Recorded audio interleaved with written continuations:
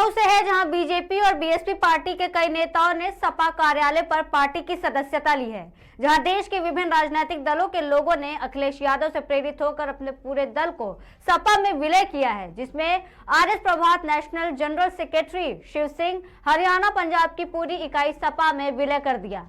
वहीं संजीव कठेरिया भाजपा नेता, रामवीर कठेरिया भाजपा नेता, हुकुम सिंह शाक्य, अनिल कठेरिया और अन्य ने सपा की सदस्यता ली।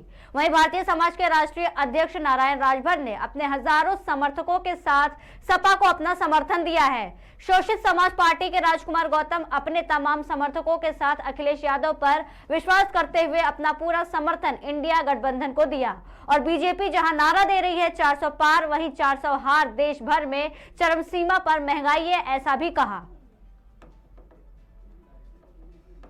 साथ ही साथ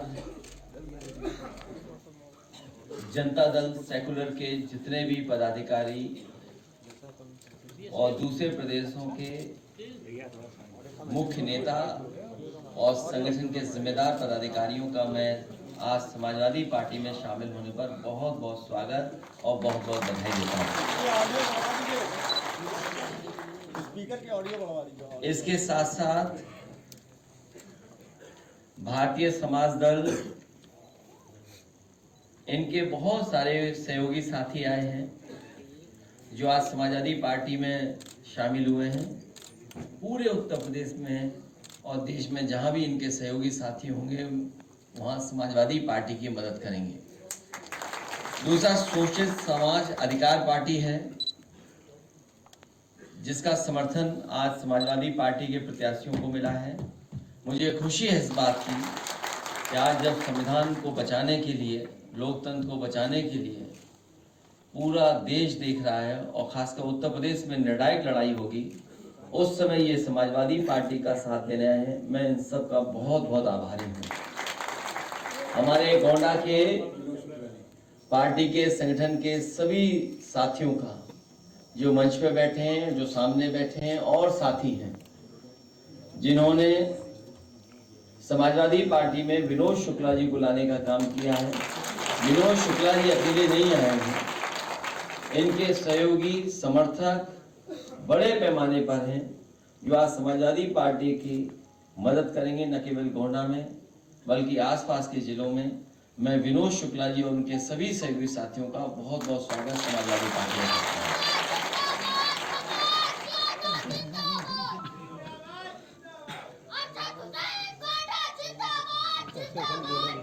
इसके साथ साथ हमारे आज अपने सभी सहयोगी साथियों के साथ समर्थन देने आए हैं राजकुमार गौतम जी। बहुत ही दिनों से लगातार पूरे प्रदेश में इनके लोग काम कर रहे हैं, जिलों में और मंडल स्तर पर इनका संगठन है, इनके पदाधिकारी हैं। इन्होंने जिम्मेदारी ली है कि समाजवादी पार्टी के जहां जहां प्रत्याशी होंगे, इसके साथ साथ कन्नौज के बहुत ही जिम्मेदार कार्यकर्ता, जमीनी कार्यकर्ता दीपू चौहान जी के साथ साथ संजीव कठेरिया, रामवीर सिंह कठेरिया जी से लेकर के हुकुम सिंह साक्य, अनिल कठेरिया, जय नारायण गुप्ता जी, नरेश शर्मा जी से लेकर के बड़ी संख्या में जो समाजवादी पार्टी में आज शामिल हो रहे हैं, मैं उन सभी कार्यकर्ताओं का, नेताओं का जो जमीनी है, जो जमीन पर समाजवादी पार्टी को मजबूत करेंगे, मैं उन सब लोगों का बहुत बहुत धन्यवाद और आभार प्रकट करता हूं आज जो हमारे साथ इस लड़ाई में हमारा साथ दिया। भारतीय समाज दल के राष्ट्रीय अध्यक्ष नारायण राजभर जी, प्रदेश अध्यक्ष आरडी कश्यप जी, प्रदेश अध्यक्ष महिला प्रकोष्ठ प्रीति वर्मा जी, राम कुमार राजभर महामंत्री, इनके साथ हजारों कार्यकर्ता पूरे प्रदेश में हैं जो समाजवादी पार्टी का समर्थन करेंगे। हमें उम्मीद है कि इस बार ऐतिहासिक परिणाम उत्तर प्रदेश देगा। भारतीय जनता पार्टी जहां नारा दे रही है 400 पार, वहीं देश की जनता 400 हराने का नारा दे रही है। जहां 400 पार, वहीं 400 हार, क्योंकि चरम सीमा पर महंगाई है। अपने ही वादे किए हुए कि किसानों की आय दोगुनी होगी, किसानों की बर्बादी हुई है, किसानों की लूट हुई है, किसानों के साथ धोखा हुआ है, गरीबों के साथ अन्याय हुआ है। ये किसान और गरीब भूलने वाले नहीं हैं और प्रदेश का नौजवान कभी भारतीय जनता पार्टी को भूलेगा नहीं। 20 बार नहीं 30 बार कॉल करने के बाद भी डायल 112 इमरजेंसी सर्विस पुलिस की मदद करने नहीं आई। ये वो इमरजेंसी सर्विस थी जो समाजवादी सरकार ने न्यूयॉर्क की पुलिस से सीख करके उत्तर प्रदेश को दी थी। जिस तरीके से न्यूयॉर्क की पुलिस डिपार्टमेंट जो रिस्पॉन्स सिस्टम है उनका, उसी तर्ज पर उत्तर प्रदेश को रिस्पॉन्स सिस्टम पुलिस को दिया था। तो ये पूरी प्रशासन की नाकामी है और प्रशासन इसलिए ढील छोड़े हुए है क्योंकि उससे वो पॉलिटिकल लाभ उठाना चाहते हैं। हर घटना से पॉलिटिकल लाभ उठाना चाहते हैं। जब इनके मंत्री, विधायक या पूरा विभाग दूसरी चीज में लगा होगा तो कब व्यवस्था बनाएंगे। एक मुझे वीडियो मिला मां गंगा का गंदगी का, हमने ट्वीट कर दिया, अधिकारी सफाई करने पहुंच गए। मैंने केवल वीडियो ट्वीट किया था, आप देख लीजिए। पानी का बोलो, गंगा में पानी कितना, और पाइप से सफाई कर रहे थे, बताइए घाट। कमाल है इनका। तो ये सरकार जाने वाली है, हर बात पे इन्होंने झूठ बोला है। यहाँ ये अखबार के लोग हैं, ये गोमती की फोटो छापते हैं आप। आज भी कुछ अखबारों में तस्वीर छपी है गोमती के, 3000 करोड़ रुपए खर्च हुआ है। सोचिए आप, 3000 करोड़ रुपए खर्च हुआ गोमती की सफाई में अभी तक, और गोमती का नाला बह रही है। ये यमुना के किनारे वाले लोग भी बैठे हैं यहाँ पर। ये भी गर्मियां आएंगी, आप देखना यमुना सूख जाएगी।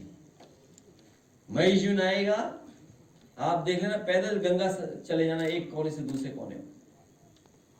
कौन जिम्मेदार है नदियों की बर्बादी के लिए? यही बीजेपी के लोग। इसलिए पीडीए परिवार इनको हराने जा रहा है।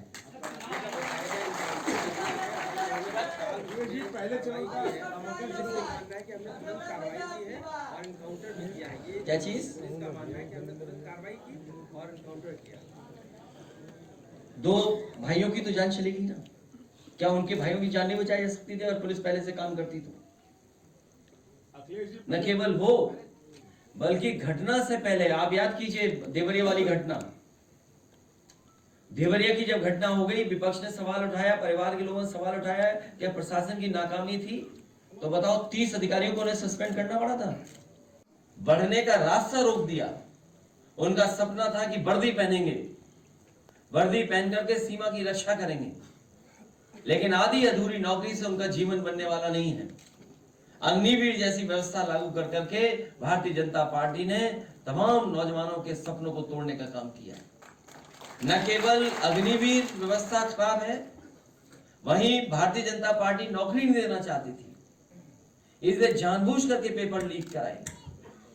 और इतने पेपर लीक पूरे देश में नहीं हुए होंगे। और ये दुनिया की जो सबसे बड़ी पार्टी है,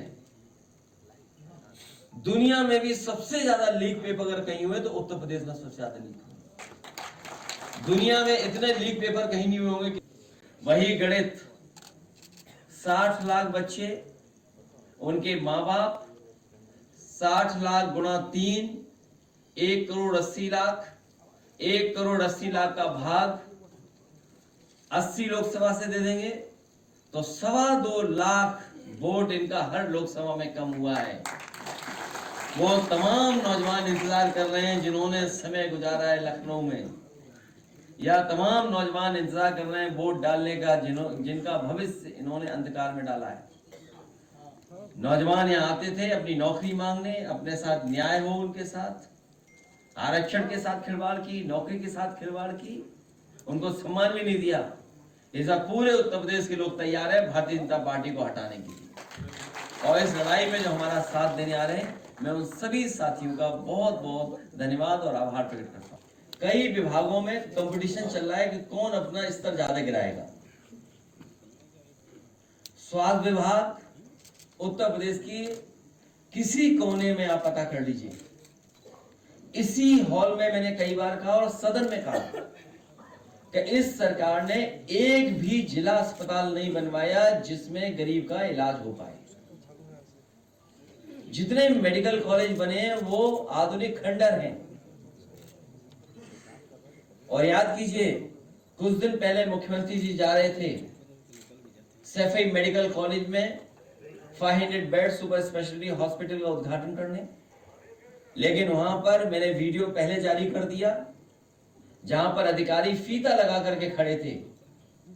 मुख्यमंत्री जी की हिम्मत नहीं हुई उस बिल्डिंग में जाने की, क्योंकि उस बिल्डिंग में कुछ था ही नहीं।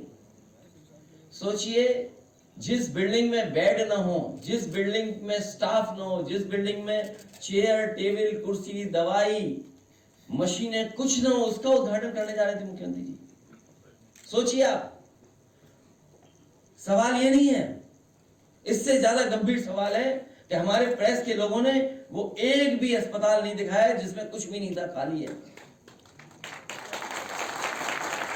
जैसे अधिकारी मुख्यमंत्री जी को धोखा दे रहे हैं,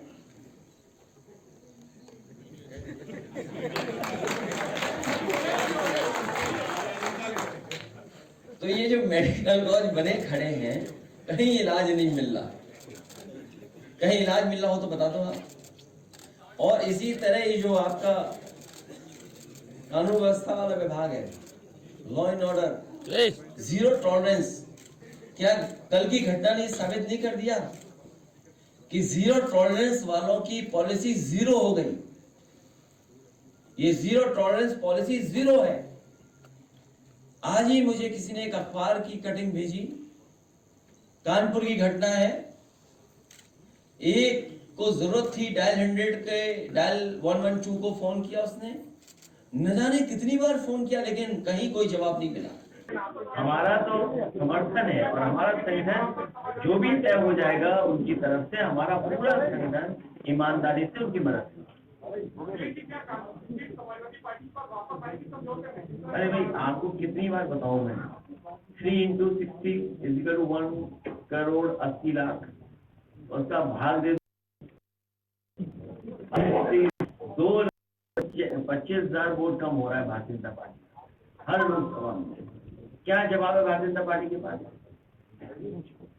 आय दोगुनी हुई, स्मार्ट सिटी बनी, क्या इंफ्रास्ट्रक्चर में काम हुआ है, बिजली महंगी, सब कुछ महंगा, और हिसाब किताब लगा लो तो बताओ 10 साल में नमक कितना महंगा हुआ। और इन्हीं की सरकार में एनसीआरबी का आंकड़ा कहता है 1 लाख किसान ने आत्महत्या की। 1 लाख किसान, क्या कल्पना कर सकते हैं 1 लाख किसान इस देश का आत्महत्या कर ले? नौजवान आत्महत्या कर रहे हैं, पेपर नहीं लिख पाए, परीक्षा कैंसिल हो गई, आत्महत्या कर ली। डिग्री जला करके चले गए, कहा कि इस डिग्री से मुझे कोई नौकरी नहीं मिलने वाली है। माँ बाप को माफी मांग के चले गए, सोचिए आप। और हम तो ये भी जानते हैं, पैकेज न मिले तो चैनल भी बंद हो जाएंगे।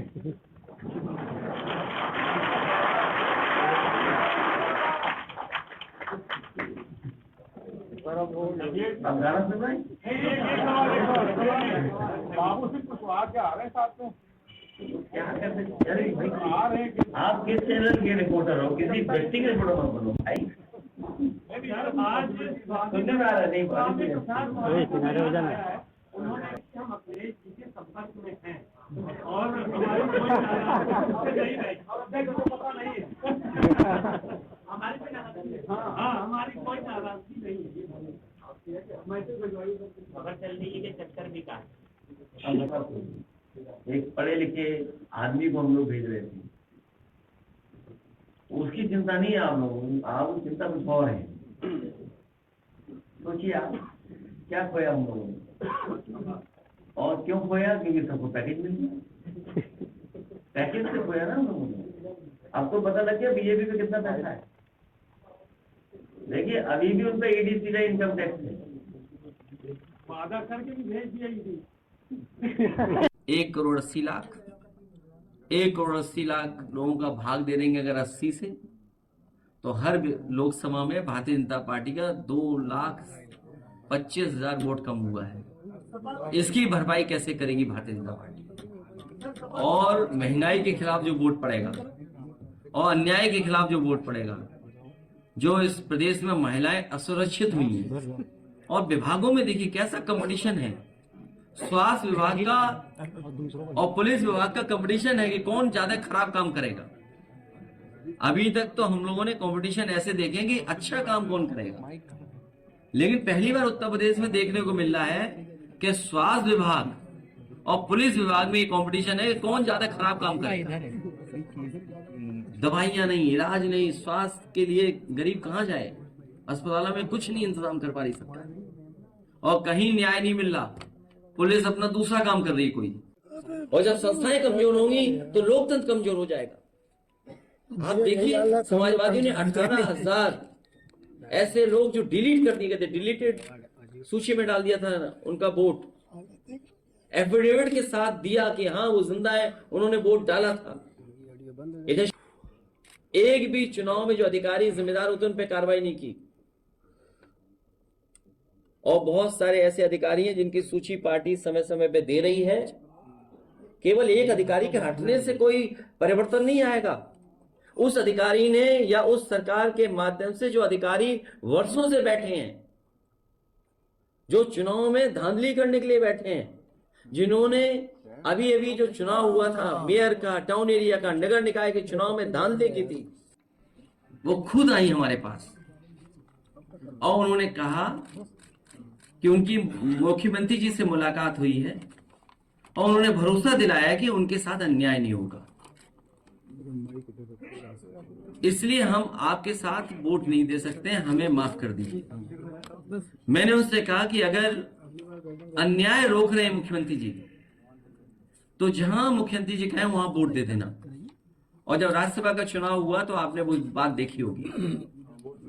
अभी कुछ दिन पहले एक नेता हमारे पास आए, उन्होंने कहा कि दिल्ली के एक बहुत बड़े भारतीय जनता पार्टी के कैबिनेट स्तर के मंत्री, उनके पीए के माध्यम से मुझे फोन आ रहा है और 15 दिन से भारतीय जनता पार्टी के लोग मुझ पर दबाव बना रहे हैं, मैं सो नहीं पा रहा हूं, मुझे डराया जा रहा है इनकम टैक्स, ईडी और सीबीआई से, मैं मजबूरी में जा रहा हूं भारतीय जनता पार्टी में।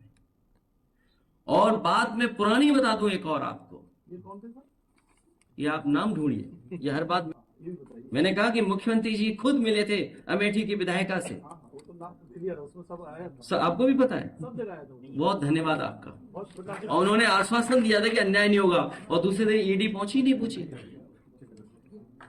सोचिए आप, और हम बता दें, वो खुल के बता दें, जो राज्यसभा चुने गए, जब वो समाजवादी पार्टी में राज्यसभा के मेंबर थे, उन्होंने कहा दिल्ली में होम मिनिस्टर जी से कह दो तो हमारे साथ अन्याय नहीं होगा,